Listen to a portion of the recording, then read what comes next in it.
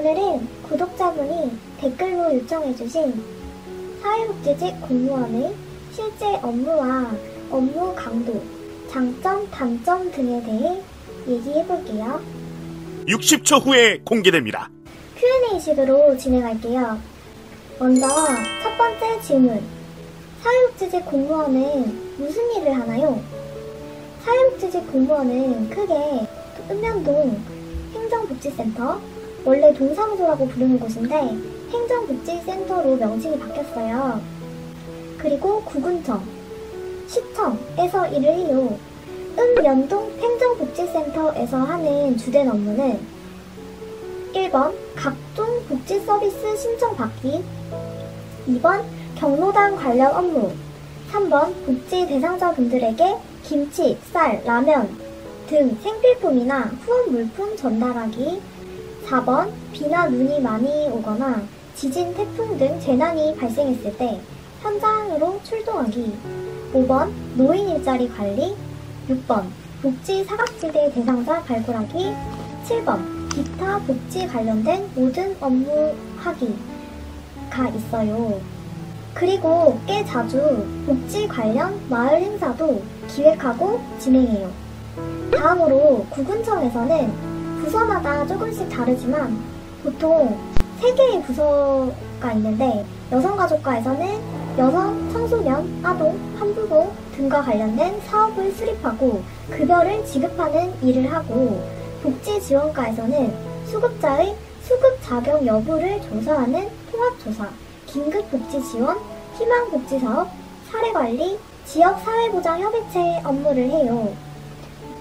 노인장애인과에서는 노인장애인과 관련된 자격 책정 및 급여 수급, 맞춤형 복지급여, 의료급여, 노인장애인 시설관리 등을 해요. 끝으로 시청에서는 중앙부처에서 내려준 공문을 우리 지자체에 맞게 조금씩 수정해서 구군청으로 다시 내려보내는 일을 하고, 주로 구군청 담당자와 소통하면서 복지 업무 결과를 총괄하는 일을 합니다. 제 경우를 말씀드리자면 저는 첫 발령을 군청 여성가족과로 받았어요. 여성가족과에서 3년 정도 양육수당, 어린이집 보육료 책정 및 지급, 관내 가정어린이집 지도 점검, 어린이집 보육교 직원 보수교육 관리, 간식비, 재무회계 시스템 사용료, 내일 난방비 지원 및 정산 등의 보육 업무와 추가로 서무 업무도 했어요. 두 번째 발령 때는 면사무소로 가서 노인, 장애인, 청소년, 아동, 보육, 지역사회 바우처 등과 관련된 각종 신청을 받아서 군으로 올리는 업무와 각종 복지 관련 업무를 했어요. 군청에서 일할 때는 민원인을 직접 상대하기보다는 대부분 읍면동 담당자분들과 소통하다 보니 감정 노동이 덜하다는 점, 그리고 보통 내 자리에서 내 일만 딱딱 해내면 되니까 다른 직원분들과 힘을 합쳐 일하거나 충돌할 일이 많이 없다는 점이 좋았어요. 개인적인 분위기라 그런 분위기가 잘 맞는 분들에게는 구군청이 편하실 거예요. 하지만 주민센터보다 확실히 일이 많아서 초과 근무를 많이 해요. 바쁜 시즌에는 한 달 최대 허용치 57시간을 초과해버려서 무급 노동을 한 적도 있었어요. 그리고 업무 중에 큰 돈을 쓰는 급여 지급이 있고 주기적으로 감사가 있고 실적과 성과를 내야 하는 것도 있기 때문에 근무 분위기가 다소 경직되어 있고 항상 긴장해야 한다는 점이 좋지 않았어요. 반면 읍면동 행정복지센터에서 일할 때는 항상 주민들과 1대1로 소통하다 보니 주민들과 친근하게 지내는 것이 중요했어요. 또한 주민들과 함께하는 각종 행사에 동원되는데, 동원 자체는 제가 대학교 때부터 행사, 캠페인 봉사활동을 재밌어하는 성격이라 괜찮았지만 주말마다 너무 자주 있으면 개인 시간을 많이 뺏기기 때문에 좋지 않았어요. 또 악성 민원이나 억지 민원을 직접 대면해서 해결해야 해서 하루에 한 건만 생겨도 스트레스를 엄청 받아요. 진상 민원이 생겨도 법적으로 조치를 취할 수 있는 강력한 규정이 없다 보니 대부분 참아야 하기 때문이에요. 하지만 구군청, 시청에 비해 근무 분위기가 편안해요. 그리고 공통적인 업무가 생기면 다 같이 으쌰으쌰해서 함께 해결하려는 경향이 있어서 서로 도움을 주고받는 건 좋았어요. 다음으로 두 번째 질문. 사회복지 직렬의 장단점이 무엇인가요? 제가 생각하는 장단점은 장점 3개, 단점 3개로 말씀드릴 수 있어요. 장점 첫 번째는 업무의 특성이 고진감래라는 거예요. 고진감래란 고생 끝에 즐거움이 온다는 뜻인데요. 사회복지직 같은 특수직렬은 전문성이 높고 정년까지 복지 업무의 틀에서 벗어나지 않아요. 그렇다 보니 처음엔 일이 어려울 수 있지만 연차가 쌓이고 쌓일수록 점점 더 일이 수월해져요.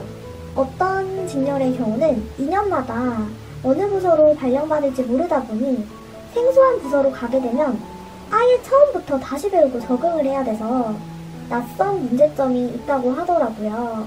두 번째 장점은 앞으로의 전망이 좋고 유대감이 강하다는 점이에요. 복지라는 분야는 계속 발전해야 하는 분야이고 국가적으로도 관심과 지원이 늘고 있는 분야예요. 그리고 인원도 계속 충원될 예정이라 근무 여건이나 환경이 좋아질 확률이 높아요. 따라서 종합적으로 봤을 때 직업적인 발전 잠재력이 상당히 크다고 할 수 있고 지자체마다 다르긴 한데 복지직끼리 서로서로 도와주려고 하고 같이 해결해 나가려고 하는 등 유대감이 강한 편이에요. 저희 지자체에도 사회복지행정연구회라는 모임이 따로 있고 모임 내에서 단합하려고 하는 특성이 있답니다. 세 번째 장점은 주로 취약계층을 연계하고 지원해주는 일을 하다 보니까 이게 장점이 될 수도 있고 단점이 될 수도 있는데 아무래도 심리적인 보람과 만족이 크다는 점이에요. 제 경험을 구체적으로 말씀드리자면 저는 첫 발령을 군청으로 받게 되어 처음부터 읍면동 담당자분들에게 양육수당과 보육료 업무에 대해 지시하고 취합하고 총괄하는 역할을 하다 보니 일 자체가 많이 낯설고 힘들었어요.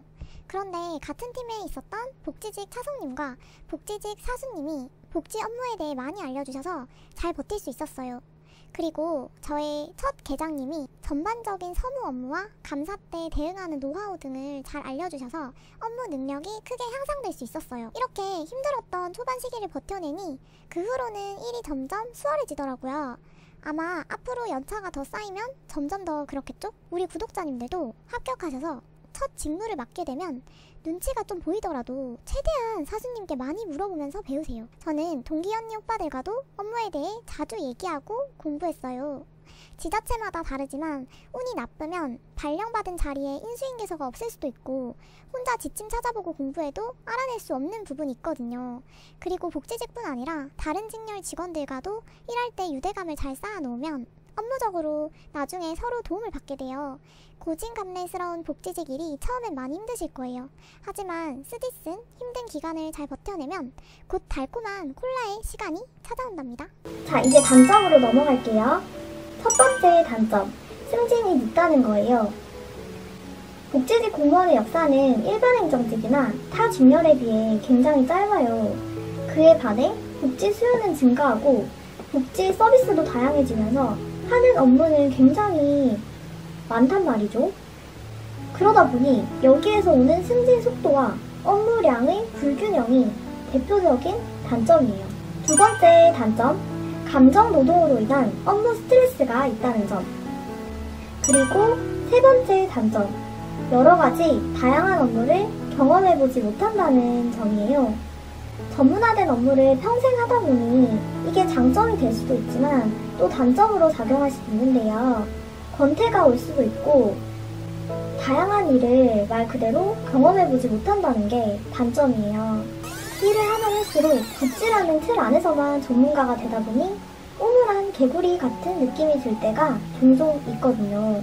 제 경험을 구체적으로 말씀드리자면 저는 무려 4년 만에 8급을 달았어요. 평소에 일도 나름 열심히 했고 근무 성적 평가에서도 높은 점수를 받아서 승진 최저 연수를 채우고 난 뒤 인사 때마다 내심 기대를 많이 했는데 번번이 이름이 없어서 속상했어요. 저희 기수 때 진급 자리가 없어서 저희 기수가 특히 오래 밀렸다고 하더라고요. 하지만 저희 윈윗 기수에는 4년 만에 7급 따신 분도 있어서 복지직이라고 항상 진급이 늦진 않은 것 같아요. 오늘 잘 타고나야 하는 것 같아요. 하지만 대체적으로 봤을 때 복지직 승진이 다른 직렬에 비해 늦는 편은 맞답니다. 다음으로 세 번째 질문.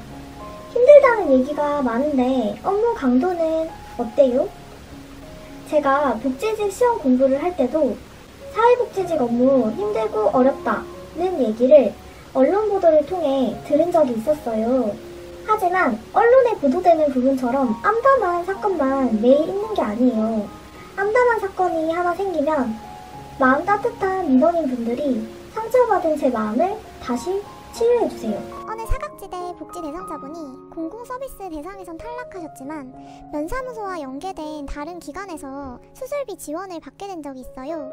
댁에 가서 그 소식을 전해드렸더니 정말 너무 고맙다며 눈물을 보이신 할아버님이 계셨어요. 그리고 노인 일자리에 선정되신 어르신 중에 제 손을 잡고 선생님 일자리 제공해줘서 정말 고마워요 라고 하시며 뛸 듯이 기뻐하신 경우도 있었고요.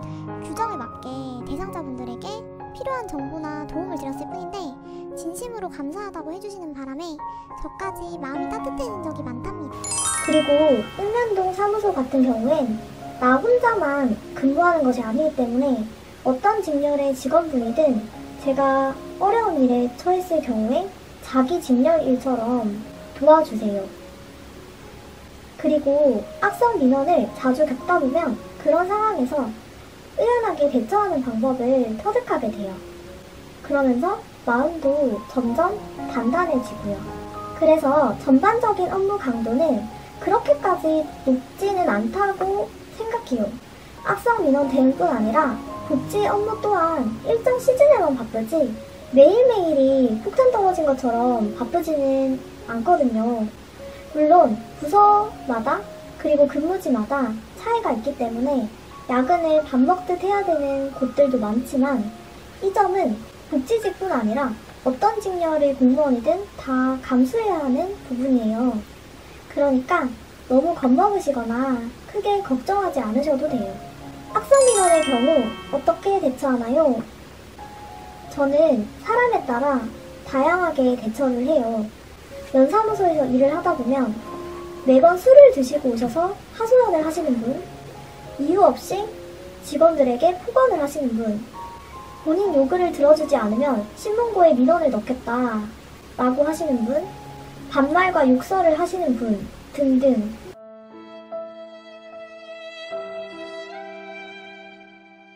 꼭 복지팀이 아니더라도 산업팀이나 민원팀 등에도 그런 분들이 가끔 찾아오실 때가 있는데요.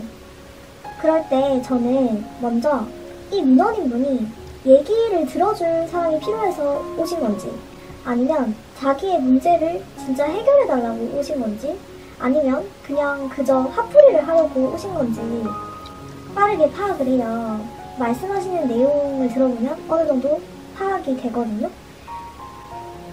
그런데 화풀이 하려고 오신 경우의 분께는 안 되는 건 안 된다고 정확한 이유를 반복해서 계속 말씀드려요. 지침 내용을 보여드리고 왜 안 되는지에 대해 같은 말을 그냥 계속 반복해요. 그렇게 하다 보면 결국엔 그분도 포기하고 가시더라고요. 이 경우에 만약 아무리 그분에게 이야기를 해도 제 선에서 해결이 안 되는 상황이 생기면 다른 직원분들께 도움을 요청해서 함께 해결해 나가는 편이에요. 반대로 오신 분이 그냥 자기 얘기 들어줄 사람이 필요하거나 자기 문제를 도와달라고 온 경우가 있어요. 그럴 때는 최대한 그분 입장에서 얘기를 들어드려요. 물론 일이 바쁠 땐 다른 업무를 처리해야 하니까 중간에 말을 마무리 짓지만 제가 시간이 허락되는 한에서 그분이 이야기하는 동안 긍정적인 자세로 공감하고 경청해드리면 대부분의 분들은 이야기 들어준 것만으로도 고마워하시면서 가시더라고요. 마지막 질문. 끝으로 하고 싶은 말이 있으신가요? 사회복지직 공무원 하면 대부분 너무 힘들다. 스트레스 받는 직업이다. 무조건적으로 희생하고 남는 건 하나도 없다. 는 등의 안 좋은 인식이 많은 게 사실이에요. 그리고 실제로 어느 정도는 맞는 얘기이기도 해요. 하지만 세상에 힘들지 않은 일은 거의 없잖아요. 사람을 상대하고 사람과 이야기하면서 풀어나가야 하는 직업의 일들은 대부분 감정 노동을 겪을 수밖에 없다고 생각해요.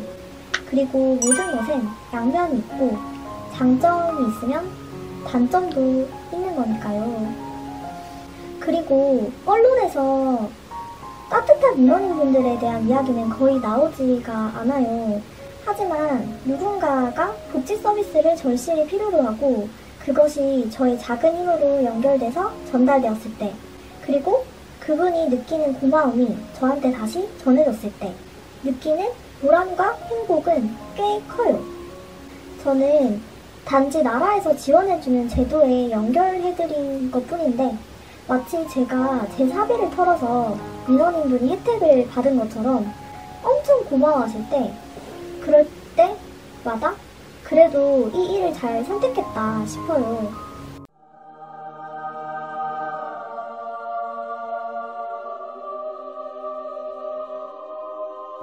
저처럼 봉사활동을 좋아하시고 남에게 도움 주는 것에 기쁨을 느끼시는 분들에겐 정말 그래도 천직일 거예요.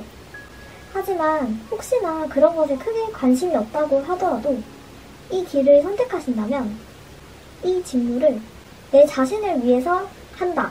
월급을 받아서 내가 먹고 싶은 것을 사 먹고 사고 싶은 것을 사기 위해서 한다. 라고 생각하시면서 하면 어떠실까요?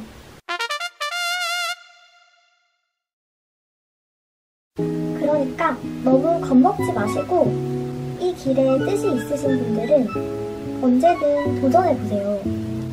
혹시나 저와 같은 부서나 같은 지자체에서 일하게 되시면 제가 최대한 많이 알려드리고 도와드릴게요.